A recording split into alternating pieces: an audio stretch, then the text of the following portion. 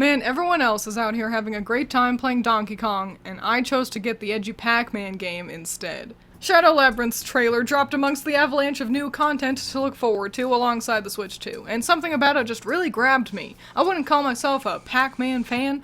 I know he's called Puck-Man in Japan and that the ghosts are Inky, Blinky, Pinky, and Clyde, and that's kind of it. But also, what else is there even to unpack with Pac-Man's lore? The idea of an edgy retelling of Pac-Man, complete with every now and then pointing at the screen going, "I get that reference," seemed fun. I was so excited by Shadow Labyrinth that I even marked it on my calendar at work, but I can't help but find myself feeling disappointed in Shadow Labyrinth, so I figured I'd unpack that here, so that any other excited Pac-Man not-quite fans can know what they're getting into before they choose this over DK. The first thing you'll probably notice when you see any actual gameplay is the overall low-quality feel of it. Now, I'm not saying bad, and the art direction is appealing, but animations are stiff, environments are prettily rendered in a painted art style for a bunch of empty, identical caverns. It all feels and looks a lot more like a decent quality indie game, not literally published by Bandai Namco. A lack of polish can be fine though. Listen, I still like Ocarina of Time, and it looks like this. If the game is fun, it trumps subpar visuals.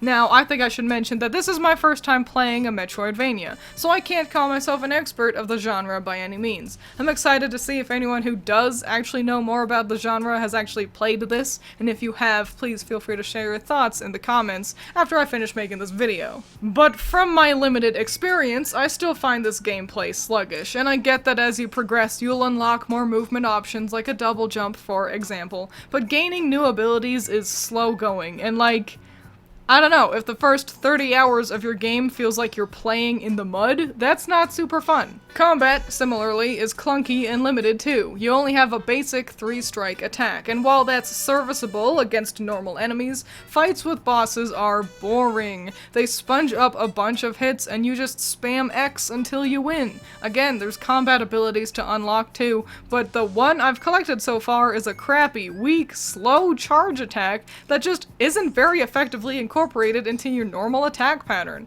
Not to mention, it takes up stamina to use, and saving that for dodging enemy attacks is far more useful. On the topic of that dodge, I don't love that much either. It too often feels like I don't jump far enough, and the iframes only last while you're in the air, meaning you end up dodging straight into the enemy and taking damage when you land. The final gameplay piece of this puzzle is the mech. As you kill bad guys, you can have Puck, that's Pac-Man, eat them.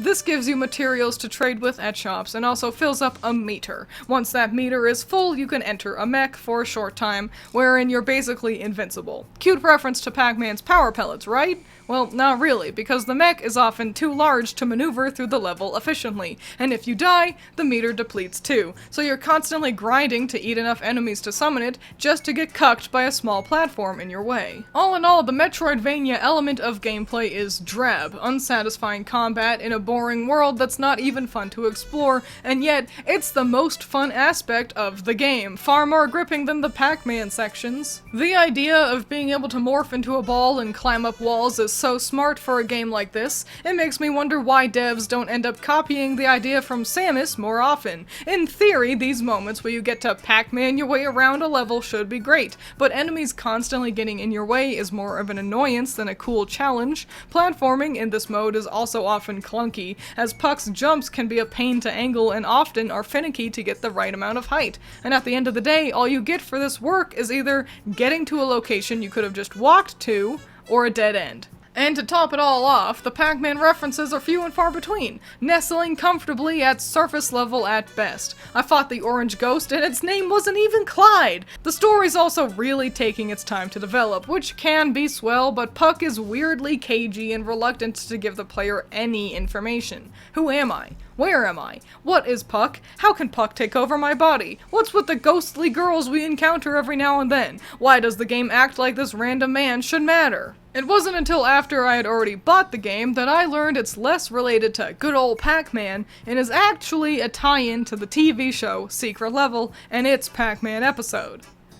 I would not have bought the game if I'd known that beforehand. This is why the game doesn't want to give you much information, because they expect you to get it through the TV show instead. A TV show, might I add, that also received negative feedback on how much it detoured away from Pac-Man as we know it. I don't know what I wanted when I first saw Shadow Labyrinth. Pac-Man, but it's a Metroidvania, I guess. And on a technicality, it does fit that criteria, but a lackluster story or poor Pac-Man rep is the least of Shadow Labyrinth's problems, because that lackluster story is stapled to a boring, clunky, ugly game. I think if I'm gonna try my hand at another Metroidvania, I'll try to make sure it's one that's already been well received. And hey, maybe you see all this and you think, hey, take my money, and that's great for you, but for me, it's just not doing it. Wish I got Donkey Kong instead.